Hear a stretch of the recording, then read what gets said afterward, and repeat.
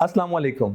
साल 2024 हमारी local equity market के लिए एक बेहतरीन साल रहा, जिसमें स्टॉक मार्केट ने न्यू हाईज टच किए और second world best performing market रही।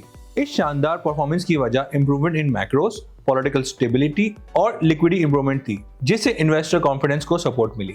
मोर ओवर, एसबीपी ने मॉनेटरी ईजिंग साइकिल जून 2024 से स्टार्ट किया था, जिससे पॉलिसी रेट 22% से कम होकर 13% हो गया।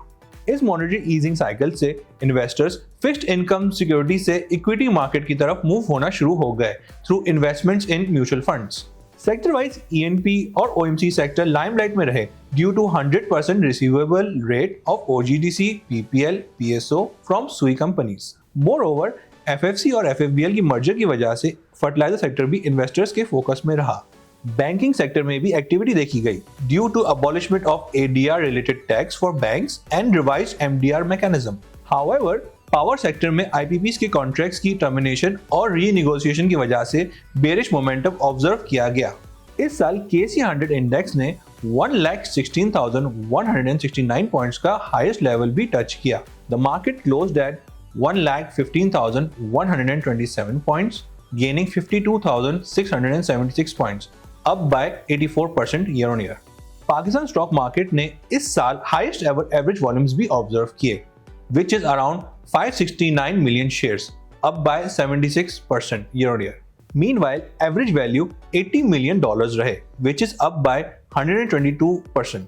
Sector-wise index contribution में banks, fertilizers, ENPs, cements and OGMCs major contributors रहे।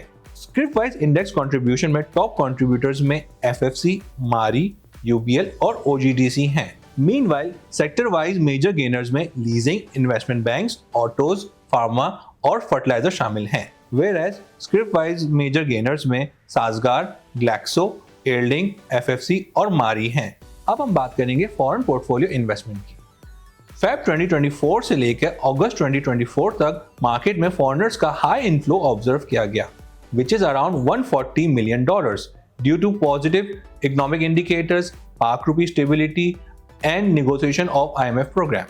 However, FTSE rebalancing की वजह से सितंबर 2024 में hefty foreign outflow observe किया गया, which is estimated to be $220 million. Hence, net outflows stood at $117 million in CY24 compared to inflow of $74 million in same period last year.